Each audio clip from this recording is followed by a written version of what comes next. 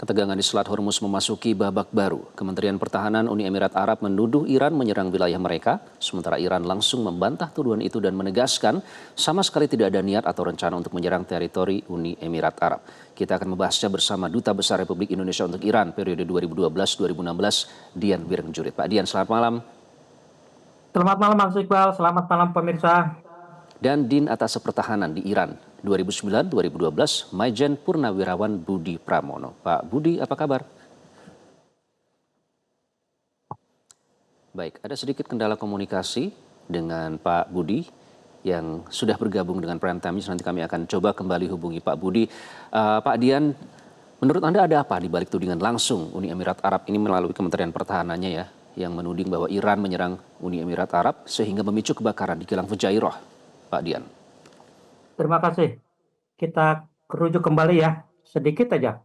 Siapa yang mulai menyerang dalam konteks perang Iran dan Amerika plus Israel plus sekutunya?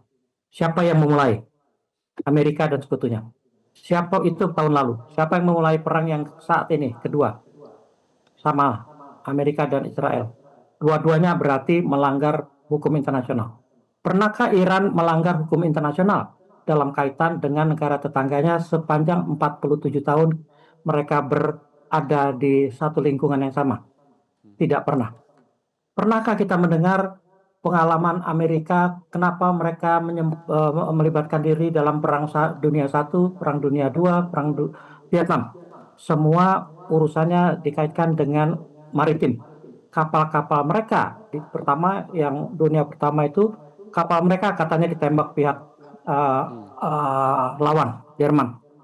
Dan Perang Dunia Kedua, kapal-kapal Amerika ditembak oleh Jepang di Pearl Harbor. Di Perang Vietnam katanya ada insiden yang memang masih diperdebatkan, tapi salah satu penyebab Perang Vietnam, kapal Amerika USS Maddox itu katanya diserang di perairan Tonkin. Semua bermulai dari masalah maritim. Nah, sekarang kelihatannya taktik itu masih mau digunakan di Timur Tengah. Coba kita lihat Selat Hormuz. Amerika ingin masuk ke Teluk Persia, harus melalui Selat Hormuz. Kapal-kapal dari Teluk Persia ingin keluar melalui Selat Hormuz, yang teritorialnya berada di bawah Iran dan Oman, khususnya. Sebagian kecil memang berkaitan dengan Dubai. Coba kita lihat garis batas yang ditetapkan oleh Iran. Diedarkan bahwa kalau masuk ke wilayah Iran, mereka akan bertindak. Tadi disebut Sepah Navy. Saya mau sampaikan sedikit. Sepah itu Garda Revolusi. Angkatan Lautnya Garda Revolusi, yang namanya bahasa Irannya itu Sepah. Nah, mereka memperingatkan. Itulah bagian dari kaidah kepatutan dalam hukum internasional, hukum humaniter, untuk melakukan tindakan apabila peringatannya dilanggar. Apa yang disampaikan Iran itulah yang seharusnya dilakukan oleh sebuah negara yang memperingatkan negara lain yang dianggap bisa melanggar wilayah teritorinya. Nah, dalam konteks ini kita bisa lihat kok. Apakah Amerika dan Israel pernah mematuhi hukum internasional dalam kaitan perangnya dengan Iran? Sama sekali tidak pernah. Tapi usaha mereka itu dilakukan dengan berbagai cara. Nah, sekarang cara yang digunakan untuk memancing, yaitu tadi, mau mengirim kapal-kapalnya. Tapi kan kita lihat tadi video, Angkatan Lautnya Iran memperingatkan dengan jelas. Sudah memperingatkan ya, masuk Pak Dian.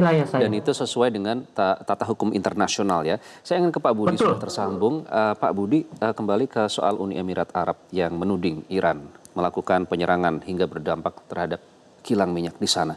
Nah, ada apa di balik tudingan Uni Emirat Arab ini? Kalau kita melihat, Anda tentu mengobservasi ya pemetaan geopolitik hubungan antara Uni Emirat Arab dan Iran. Ada apa di balik tudingan itu, Pak Budi? Ya Mas, kalau berbicara hubungannya kedua negara ini, baik Iran maupun UAE, saya langsung fokus ke 3 pulau, Greater Tan, Lesser Tan, sama Abu Musa. Ini kan pulau yang diklaim oleh UAE, namun dikuasai full sama Iran. Tapi di balik itu semua, Mas, ini kan juga sebetulnya geopolitically ini UAE kan dengan Abu Dhabi, dari Abu Dhabi ke Fujairah ini kan jalur pipa yang dia buat yang dengan alasan ini adalah kalau Hormuz bermasalah maka dia bisa gunakan ini. Nah, kalau seandainya Iran itu menyerang Fujairah, ya ini type of what you call it competition kalau menurut saya. Nah, kemudian UAE ini memang ada economically berhubungan dengan Iran. Namun jauh dari itu sebetulnya UAE ini kan menjalin hubungan yang erat sekali dengan Israel dan Amerika. Lagi-lagi inilah Iran, ya tadi disampaikan oleh Pak Dian, ya bagaimana Iran mematuhi jas et bello dan jas in bello. Bagaimana alasan kenapa dia perang dan how to conduct the war, ya Iran selalu mematuhi itu. Tapi di balik itu sekali lagi ini sebetulnya kan berteman UAE ini sama Israel, bahkan Israel mengirimkan Iron Dome-nya dia dan lain sebagainya. Nah, ini sekali lagi jadi Iran berhadapan dengan tiga negara sekarang, UAE, kemudian Israel dan juga Amerika. Apa artinya? Lagi-lagi ini berbicara masalah cost imposition strategy. Jadi Iran ini selalu membuat strategi-strategi yang membuat lawannya itu kehabisan dana, yang membuat lawannya ini miskin dalam cara berperang, very costly. Nah, kenapa? Ini diawali dari yang selalu baik Amerika maupun Israel maupun UAE sekalipun dia ini mirror imaging. Mirror imaging itu maksudnya dia salah lirik, salah melihat Iran bagaimana. Karena kalau misalnya kita hadapkan bagaimana katakan Iron Dome yang dibantu oleh Israel ini kan peralatan-peralatan mahal dan kita kan paham benar semakin ke sini semakin paham bahwa peralatan-peralatan mahal itu sebetulnya not guarantee fully 100% untuk memenangkan pertempuran peperangan. Kenapa demikian? Cukup dibuat saturation war, cukup dibuat dengan alat-alat murah, drone dan rudal jelajah dengan jarak yang di bawah di luar bisa pengawasan radar. Nah, ini semua nanti THAAD yang dipunyain oleh Israel, dalam artian dia punya dua kalau nggak salah, ini akan useless. Nah, kalau akan useless, lagi-lagi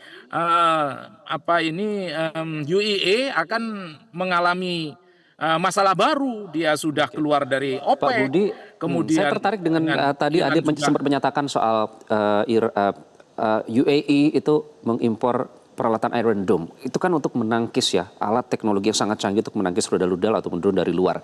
Mengapa menurut Anda UAE sampai perlu dan mengambil keputusan untuk membeli Iron Dome dari Israel?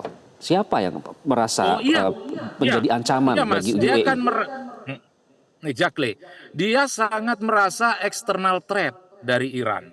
Jadi dia ini melihat bahwa Iran ini yang ada di depan mata yang benar-benar mengancam geographically sama dia. Kenapa? Ya terbukti tadi Lesertan, Greatertan dan Abu Musa ini kan diklaim sama dia. Ini kan pulau-pulau yang di dekat Hormuz. Itu yang pertama. Yang kedua, proven bahwa kemampuan Iran dalam hal ini rudalnya dan drone-dronenya, dia kan bisa melihat. Dan ini bagi dia yang merupakan penghasil minyak terbesar, ya nomor 3. Makanya dia keluar dari OPEC ini karena ya internal competition atau dia pengen lebih independen dan lain sebagainya. Ini bagi Iran kan ini juga peer competitor. Jadi pesaing dia juga. Nah, oleh karena itu ya wajar kalau misalnya Iran berpikiran secara ekonomi ini juga peer competitor dan juga geographically dia juga mengklaim Abu Musa, Lesertan dan Greatertan. Itu Mas kalau menurut saya. Oke, saya boleh tambah Mas Iqbal? Boleh sebentar ya Pak Dian, nanti saya berikan waktu karena Pak Budi setelah ini harus ada agenda begitu. Saya ingin fokus dulu. Pak Budi, jika memang Iron Dome itu meskipun tetap ada celahnya ya, tapi saat ini setidaknya dari segi level itu kan the most advanced technology untuk menangkis terutama serangan udara ya. Nah, secara kapasitas dan kapabilitas, apakah artinya seharusnya drone jika memang itu berasal dari Iran, tidak bisa mengenai wilayah UAE, terutama Fujairah, Pak Budi. Iya, gini Mas, kan rudal balistik juga bisa menembus setelah dilepaskan ke atas dan melebihi atmosfer. Untuk jatuhnya itu TSSG tidak mampu untuk mengantar, atau Iron Dome tidak mampu untuk mengkanter itu completely 100%.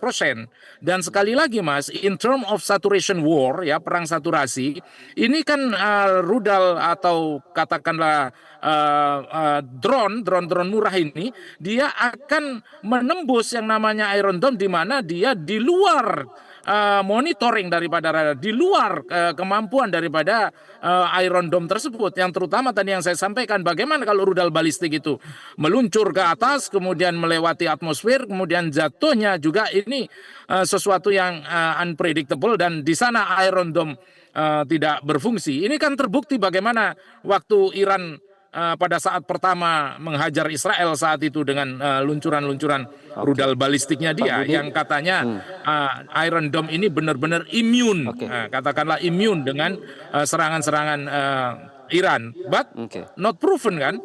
Fakta membuktikan bahwa itu semua bisa menghancurkan beberapa kota sebagai targetnya Iran saat itu di Israel. Oke, terakhir Pak Budi, singkat ya. Negara tetangganya kan Iran. Nah, menurut Anda kenapa tudingan semacam ini dilontarkan? Kenapa seperti membuka front lagi justru dengan negara tetangganya yang tepat berada di depannya, UAE ini, terhadap Iran?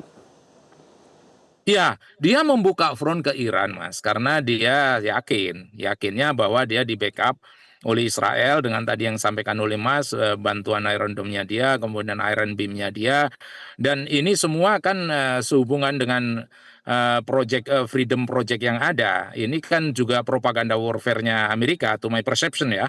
Dengan apa? Dengan dia di sini UAE dalam hari ini dia jadikan tangannya agar apa? Agar Freedom Project-nya ini implementif. Apa artinya?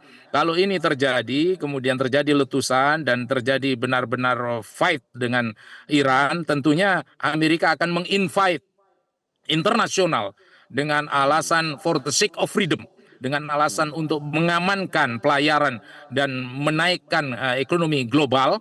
Tapi ya pada dasarnya itu tidak akan diterima oleh Iran karena ini murni 100% sovereignty-nya Iran. Jadi sekali lagi Mas, kalau UAE menganggap seperti itu, ini secara economically memang ini peer competitor, tapi geographically, yaitu tadi yang saya bilang 3 pulau yang dia klaim, kan kemudian kenapa dia begitu? Karena memang dia di backup oleh Iran dan Amerika, dan for sure UAE ini kan sangat takut dengan kemampuan nuklir Iran, meskipun belum proven bahwa kemampuan itu sudah pada posisi weaponization, nuclear for weaponization, tapi masih pada titik nuclear for peace. Tapi for sure dia merasa ini adalah external threat bagi UAE dengan the power of nuklirnya Iran. Oke, Pak Budi terima kasih ya, karena waktunya sudah harus menuju agenda selanjutnya. Nanti dengan Pak Dian kita akan lanjutkan di segmen selanjutnya. Sekali lagi terima kasih Pak Budi, dan Pak Dian tetaplah bersama kami. Pemirsa, tetaplah di Prime Time News, kami akan kembali usai jeda. Jelajahi cara baru mendapatkan informasi. Download Metro TV Extend sekarang.